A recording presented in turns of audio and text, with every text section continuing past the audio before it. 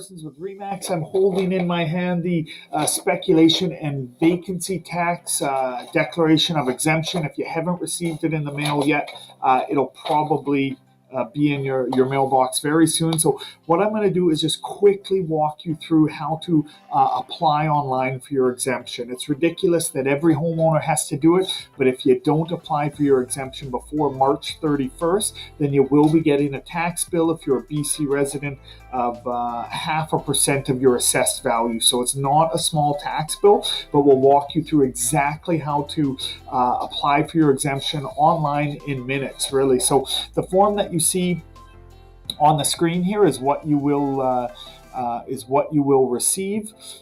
It says declare now. You go to gov.bc.ca/spectax, and we'll go there in 1 minute to show you. So the most important information here, you're going to need, when you log in, as information right off this paper, your declaration code and your letter ID. It lets you know the property address that it's applicable to. If it's your home residence, that will be your address. If it's a rental property, it will be applicable to that. And then you want to have your social insurance on hand to complete your declaration or your exemption. So there's multiple ways to do it. The easiest way is to do it online, which I'm going to show you right now. And you can also phone in at the toll-free number on the form there. So when you go to the website, gov.bc.ca/spectax, it's going to take you to this screen here. Forget about everything they've written here. You're not going to really need to get into that, because I'm going to show you right now how to do it. So as long as you have the form that they've provided you in the mail with, just go to declare now.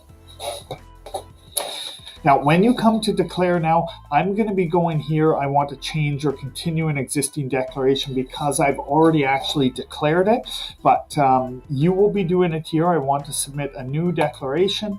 When you hit that, the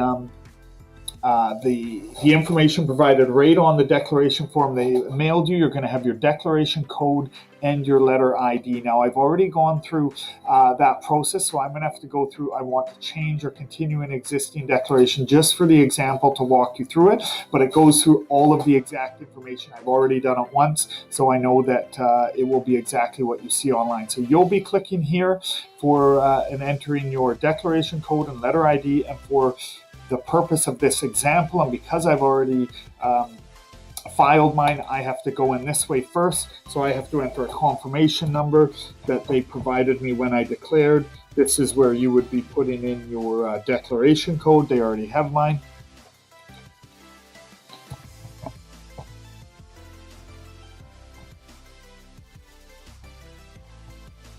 And then next, I will be putting in the letter ID, which is also what you will have on your form to enter.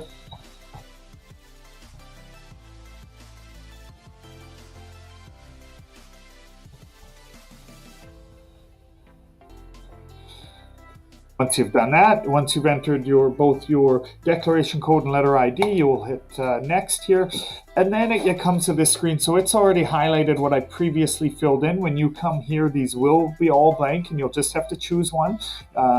What best describes the owner? If the owner on title is yourself, you will go individual. If it's a corporation you own, you would click that, or a trust or partnership. Basically, whatever reflects on the title as the owner, you want it described exactly as that. For the purpose of this demonstration, we'll go with individual, which will likely be the case for most people applying for their exemption. Next, it's going to ask you the questions here start at this screen. Are you a Canadian citizen or a permanent resident of Canada? If you are, it is yes. Were you a resident of BC as of December 31st, 2018 for tax purposes? Yes or no, but you can see how easy it is. You just follow the prompts. Was at least 50% of your total household income in 2017 reported on Canadian income tax returns? Yes. Again, don't follow what I'm doing. Follow whatever is applicable to you, but the purpose of this demonstration is just to show you how simple and quick you can get this done. You're going to need to put in your date of birth, and it will have to match. You want to get all correct data here so that your exemption goes through. Last thing you want is a bill. Then you put in your social insurance number.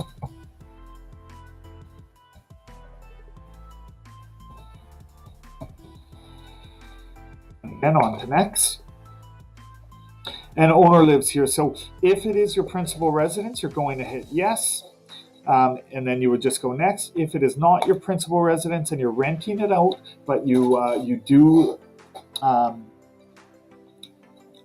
you would get approved for the exemption. Just read, tenant lives here, was the residence on the property occupied by a tenant in accordance with the rules below for at least 3 months of the calendar year, either continuously or in a 1-month term. So if you are renting out your property, just read this here and make sure that your tenant fits into the categories that they're talking about for exemption. And if that's the case, you would just put yes, and you could go on to next. But in my case here, it is my personal residence that I'm talking with, so that's all I do is personal residence. I go on to next. Now, I have already filled in all of my information. It's going to ask you, if you click on I am the owner, it's going to auto-populate your information, but you will have to fill in your phone number and your email, a bit of a data collection efforts by the government here. And then last but not least, you will have to certify that the information given is correct.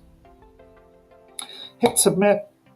Declaration has been submitted. So that's it. That's all you have to do. You can really get it done in just a few minutes there. Your speculation and vacancy tax declaration has been submitted, and your confirmation number is, you will receive an email with this confirmation number. So if you don't save it, it will be sent to the email that you enter into it. And yeah, one important point to make is if however many members are on title, so if it's a husband and wife, you both have to declare. If only one of you declare and it's 50% ownership, they will charge you the tax for 50% of the exemption tax. So everybody on title must make the declaration. But that's it. It's pretty much as simple as that. You can print your declaration, or you can just be done and come right back here. You can learn more or submit another one. I had to submit a couple. Make sure you do it for every single property. It has to be done by March 31st or come, I think, June 1st, or it might be July 1st. It's in the documentation there. But if you don't apply for your exemption prior to March 31st, you will be getting a tax bill. I don't know what it will be like fighting for that back for those who have forgotten to apply. But anyway, that's it, guys. If you have any questions, let me know. If you know someone who could probably use this, perhaps your parent, your friend, whoever, just share this video. Let's make it easy as possible for everyone to get their exemption, because the way that the government has rolled this out is absolutely ridiculous. 99% of the people will be approved for an exemption. So you think they would have set up a system to target the 1% as opposed to the 90%. I'm sure they're going to collect a ton of tax revenue just based on the people who don't do it properly, or don't do it in time, or don't do it at all, but they would actually be exempt. So share this video with anyone who can use it. Pull out your form, look at this video, and you can walk through it in minutes and get yourself exempt. Bye for now, guys.